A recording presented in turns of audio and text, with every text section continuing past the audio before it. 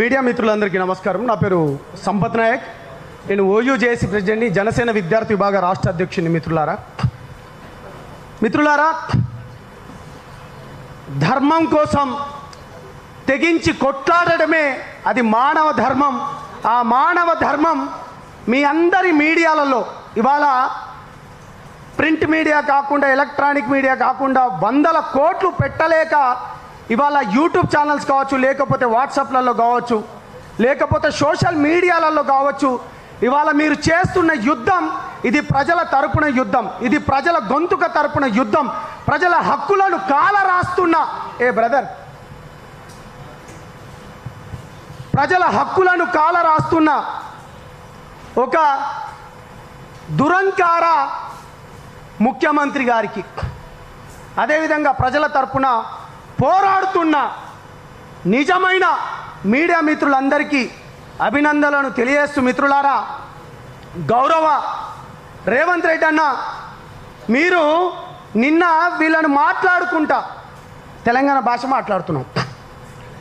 మీరు కలం పట్టనోడు కూడా ఏమన్నారంటే వాడు విలేకరి అన్నారు. మీరు మరి నీ అవ్వ గోడల మీద పెయింట్ రాసుకున్నట్టు నువ్వు ముఖ్యమంత్రి కాలేదా అన్న? గోడల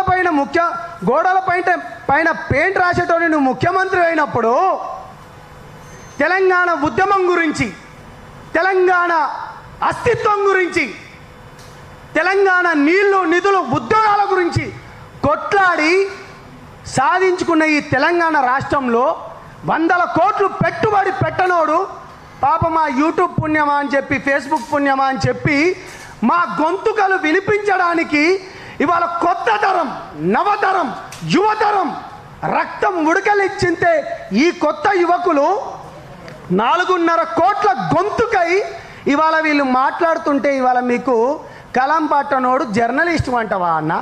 ఇది ఎక్కడి పద్ధతి అన్న? నేను ఒక 2-3 విషయాలు చెప్పదలుచుకున్నాను. ఒక జనసేన పార్టీగా కావచ్చు, జనసేన విద్యార్థి విభాగ రాష్ట్ర అధ్యక్షునిగా కావచ్చు, లేకపోతే ఒక ఉస్మానియా బిడ్డగా కావచ్చు, లేకపోతే ఒక తెలంగాణ బిడ్డగా కావచ్చు, లేకపోతే ఒక గిరిజన, ఒక లంబాడి బిడ్డగా ఈ తెలంగాణ రాష్ట్రం ఒక యువకునిగా నేను నిన్ను అడగదలుచుకున్నానన్న. ఇవాళ ఈ సోషల్ వారియర్స్ ఎవరైతే ఉన్నారో ధర్మస్థలం గురించి ఇవాళ మీరు మొత్తం వినే ఉంటారు. మెయిన్ స్ట్రీమ్ మొత్తం అక్కడ పని చేయకపోతే ఇవాళ ఇదే సోషల్ మీడియా ఇవాళ దాన్ని బయటికి తీసుకొచ్చింది. ఇవాళ ఇదే సోషల్ మీడియా బయటికి తీసుకొచ్చి 400 అత్యాచారాలు అంటున్నారు. అటువంటి నరరూప రాక్షసుడు ఎవడైతే ఉన్నాడో మెయిన్ స్ట్రీమ్ ఎవరు తెలియదన్నా.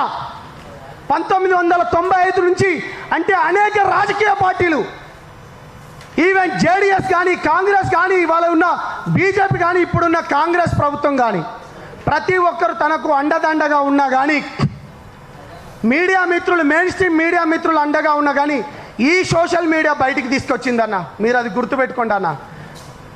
ఢిల్లీలో ఈ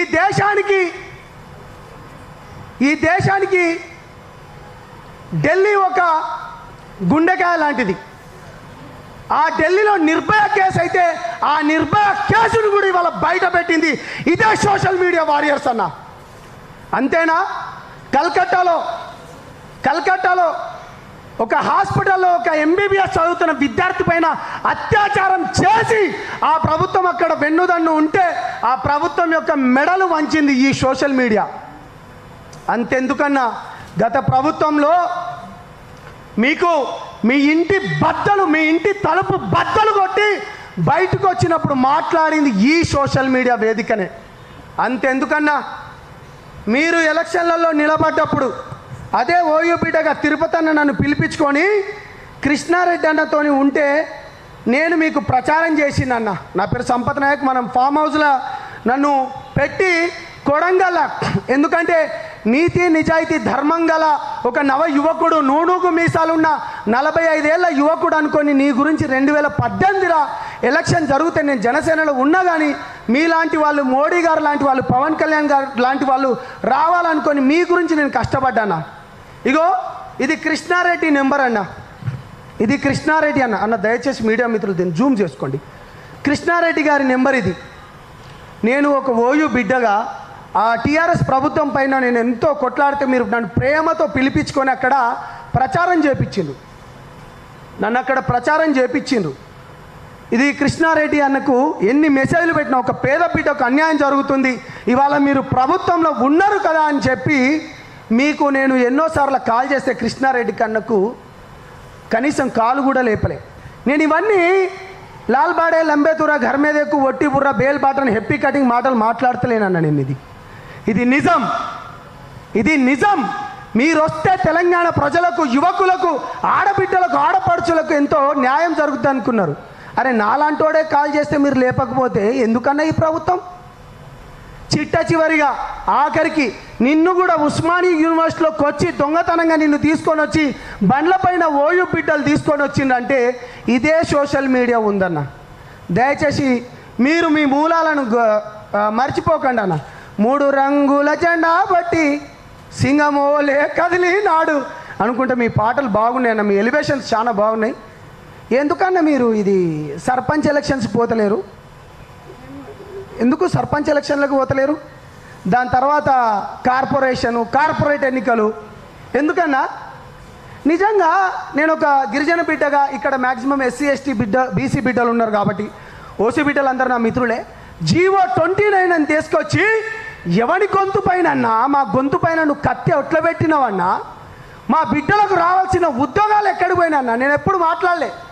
చాలా సందర్భంలో మాట్లాడదాం 2 సంవత్సరాలు ఫస్ట్ ఈ గవర్నమెంట్కు కొంచెం సమయం ఇద్దామని జనసేన తరపు నుంచి నేను ఎప్పుడు మాట్లాడలే అన్న. నేను ఎప్పుడు మాట్లాడలే, ఇప్పుడు మాట్లాడాలన్నా. వచ్చుడుతోనే ప్రగతి గోడలు బద్దలు కొట్టినావు. జస్ పేదోనికి, బడుగు బలహీన వర్గాలకు, అణగారిన వర్గాలకు, అణచబడిన వర్గాలకు, లేకపోతే కింది స్థాయి వర్గాలకు అనుకుంటూ చెప్పి కంచెలు తీసినావు. ఒక్కొక్క అప్లికేషన్ తీసుకున్నావు, లక్షల అప్లికేషన్ తీసుకొచ్చినావు. నేను మిమ్మల్ని అడుగుతున్నా, మీ గురించి కొట్లాడిన ఒక బిడ్డగా నేను మిమ్మల్ని అడుగుతున్నా, ఆ లక్షల అప్లికేషన్లు ఎన్ని సక్రమమైనవి అది చెప్పగలుగుతారా?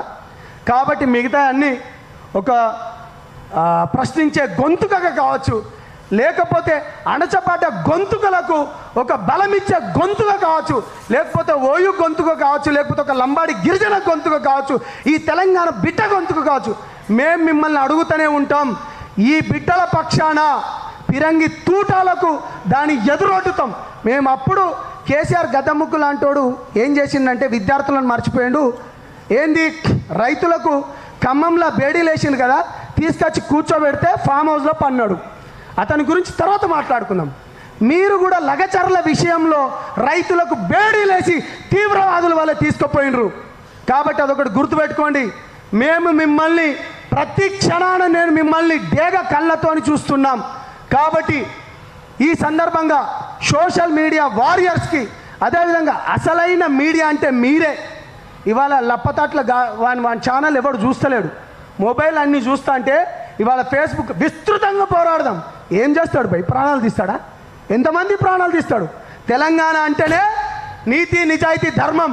అణచబడ్డానికి ఇక్కడ ఎవడు మేము గులాంగిరి చేయం. ఆకలి బాధలు చావునైనా ముద్దాడతాం. కానీ నువ్వు అణచం చేస్తావంటే నీకు ఎంత దమ్ముంటే వీళ్ళపైన పిరంగి తూటాలు వేస్తావు, చూద్దాం. కాబట్టి మీడియా మిత్రులందరికీ మీరు ఇంత గొప్ప మంచిది, అందరం ఏం కావాలంటే ఏకం కావాలి. ఈ తెలంగాణ రక్తంలోనే ఉంది కాబట్టి డెఫినెట్గా మీలాంటి వాళ్ళకి ఎప్పటికీ గొంతుగా ఉంటామని తెలియజేసుకుంటూ నేను మీ సంపద నాయకుని మిత్రులా. థ్యాంక్ యూ అన్న.